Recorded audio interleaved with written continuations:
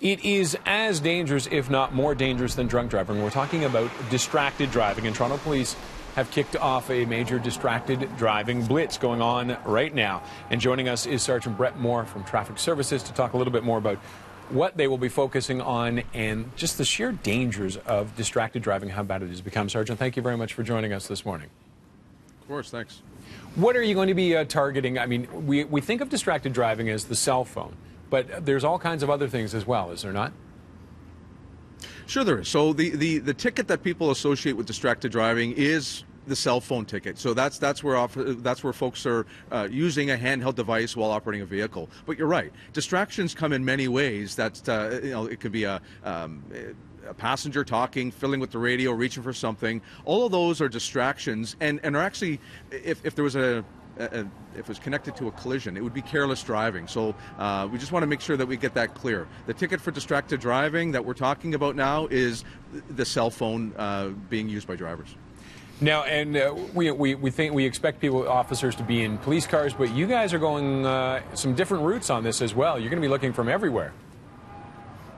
Right. So when we've done distracted driving campaigns over the years, and this one, when we were in the planning stages of it, we went to our fleet manager and said, what can you offer the officers to use that's a little bit different than we've done in the past? And they outdid themselves. So we've got officers in pickup trucks, vans, obviously without any police logos on them, but definitely police vehicles all the same.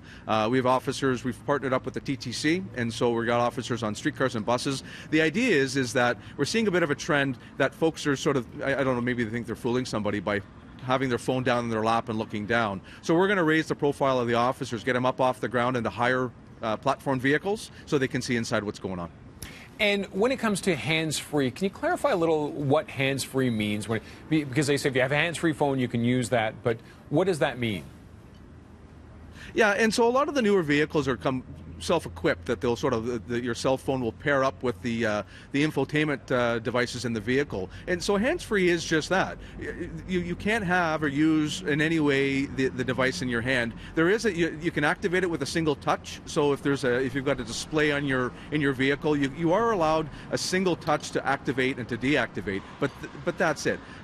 But know this as well. Although you may be compliant with the law and being hands-free, you're still a distracted driver. There's lots of research that's been done that shows that drivers, even using devices hands-free, are still not paying full attention to the road. So that's the message. Zero excuses, zero tolerance is the enforcement that's happening, both from the police side of it for the distracted drivers and for our tag and tow parking enforcement partners are going to be out there with zero tolerance as well. So we're asking folks to change behavior and do something this week, use this week in the leverage of the campaign to modify some behavior and make a change to your driving actions. And it has become, if I'm not mistaken, it has become as bad as drunk driving now, has it not?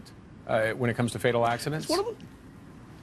You're right, and so that's, again, we really rely on our research partners, and that is absolutely what they're saying. That in some cases, distracted driving has surpassed impaired driving for causes of serious crashes. And one of the things as well, very difficult to pin down, right? Because just police aren't everywhere, and we, if you've snuck a peek at your phone or looked around or done something that's been distracting and caused a crash, it may not have come out in the collision report. So what I mean is that it actually may be underreported, and so the problem is likely a lot more prevalent than we're even aware of in the research.